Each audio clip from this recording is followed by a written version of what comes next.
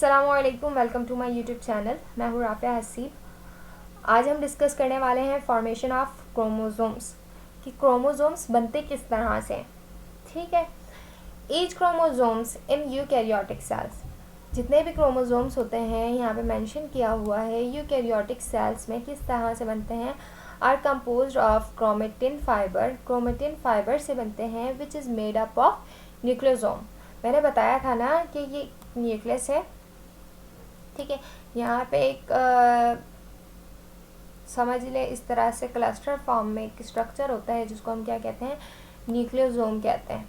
ठीक है, ये क्या होता है, किसका बना हुआ होता है, डीएनए और डीएनए और प्रोटीन का बना हुआ होता है। इससे क्या बनते हैं, थ्रेड फाइबर्स बन रहे होते हैं जिसको हम क्या कहते हैं, क्रोमेटिन कहते हैं, chromatin fibre. Chromatin fibers are packed by protein into a condensed structure called chromatin. ये जो है कंडेंस स्ट्रक्चर होता है। यहाँ पे अगर हम सेल डिवीजन ना हो जब, ठीक है, उस वक्त ये है कंडेंस फॉर्म में होता है जिसको हम क्या कहते हैं, क्रोमेटिन। ये क्या होता है, पैक्ड बाय प्रोटीन, प्रोटीन से पैक्ड हुआ हुआ होता है जो कि हिस्टोन से पैक्ड होता है।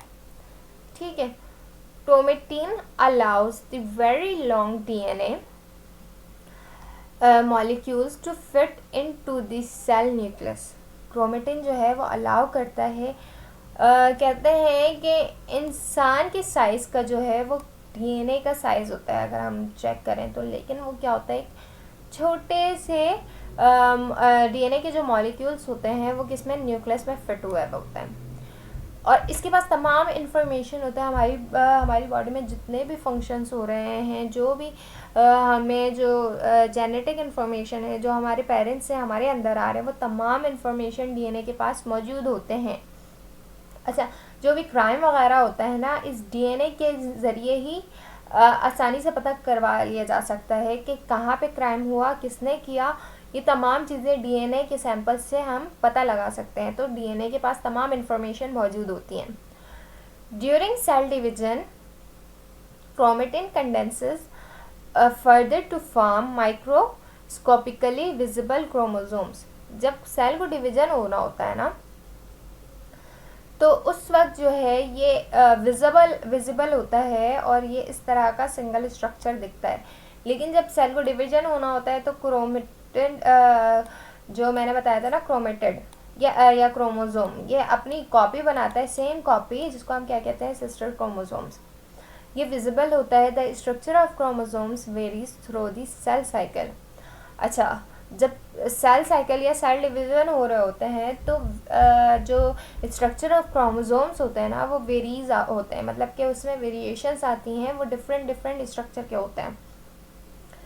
During cell cycle chromatin material replicate. जब सेल साइकिल होना होता है तो क्रोमेटिन जो है, मैंने बताया ना, क्रोमेटिन जो है वो अपने आप को रेप्लिकेट करता है, मतलब अपनी डुप्लीकेट बनाता है, अपनी कॉपी बनाता है, divide and passes successfully to their daughter cell for survival for their progeny. Sometimes cell division is also responsible for genetic diversity. ठीक है, जो जेनेटिक डाइवर्सिटी के लिए भी जो है सेल डिवीजन जो है वो रिस्पॉन्सिबल होती हैं। तो ये इस तरह से क्या होते हैं, क्रोमोसोम्स क्या होते हैं, फॉर्म होते हैं और सेल डिवीज़न में हेल्प कर रहे होते हैं। उम्मीद करती हूँ ये तमाम चीज़ें आपको समझ में आई होंगी। नेक्स्ट वीडियो के लिए अल्लाह हाफिज़, टेक केयर।